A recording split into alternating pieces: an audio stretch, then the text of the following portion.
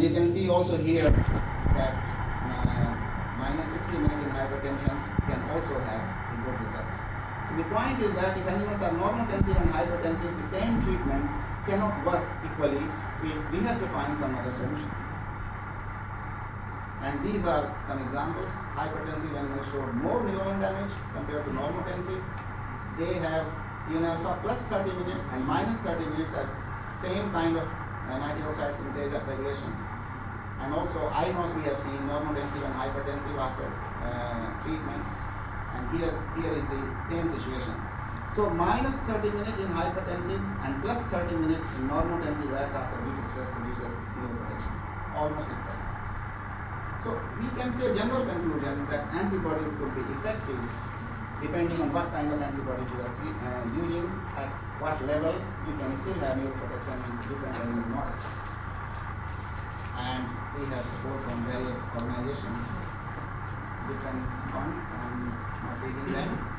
These are our collaborators. I mentioned some of them already. And I thank you very much for your time.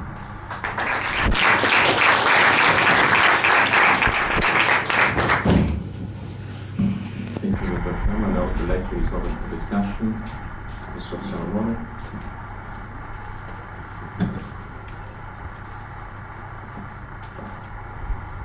Thanks, Professor Sharma, for the nice presentation. I have actually a couple of questions. One is, in your trauma experimental model, you applied monoclonal antibodies topically. But in all these instances, I would say that BBB is pretty much disruptive. Could we hypothesize a systemic administration of antibodies that would reach the lesion site and then protect anyway? Particularly with appreciate. Thank you. This is a very good question. And clinically, there are certain antibodies, they are given systemically in patients.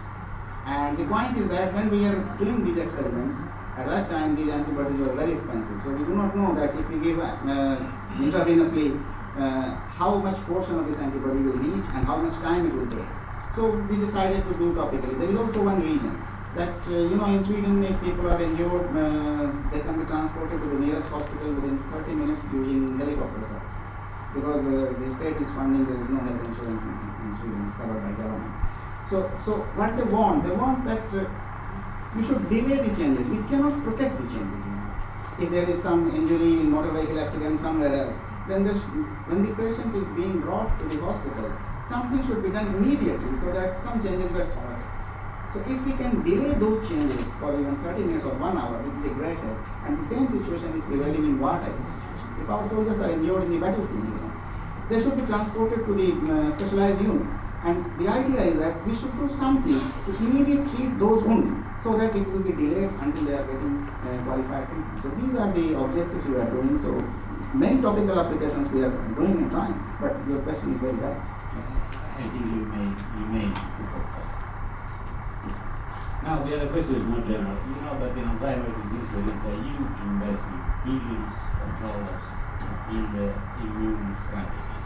But nobody up to now has proven that these antibodies cross BBB. Actually, there are different theories. One is the zinc theory, according to which circulating antibodies will capture beta amyloid. There may be a small fraction of antibodies will cross and then will clear, maybe increasing opsonization and the phagocytosis by microglia. But actually, I think I searched extensively the pathway. I found just one recent paper with a radiolabeled antibody showing a small and not quantified amount fraction of costs.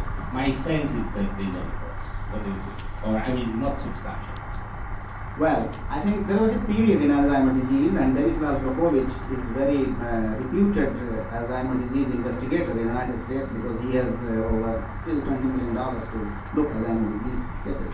And some of the researchers at that time, they come with the theory that antibodies treatment or vaccination can take off all Alzheimer's disease pathology, but that failed. So, but what is happening nowadays? And at that time, even people do not believe that in Alzheimer there is anything to do with blood-brain barrier opening or damage. But now, the same person, Berislav Lokovic, has written a paper in 2012, I guess, in Nature Review, he agreed that the blood-brain barrier permeability is modified, and that is a very good thing.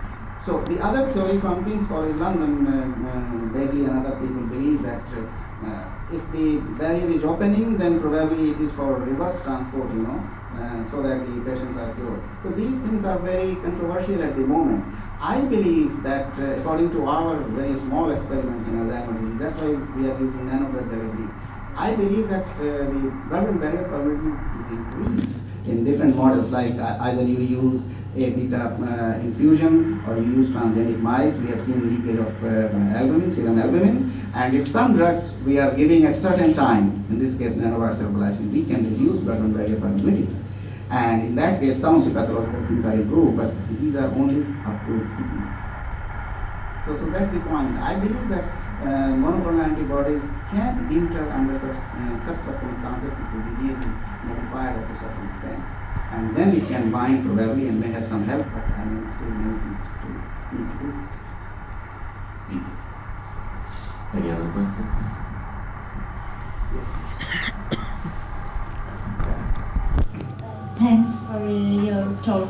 I have a question about the nanowires. Yes. Are they well tolerated? Have you carried pharmacokinetics studies, and have you think about coated nanowires? I am very pleased to hear this question from you, and it means that some of my work has gone to the student's mind. Yes, this is a very valid question. We cannot use all nanowires. Nowadays in market, you have silicon nanowire, you have silver nanowire. Why we are using titanium nanowire? Because the first thing that we are studying a huge project on nano-neurotoxicity.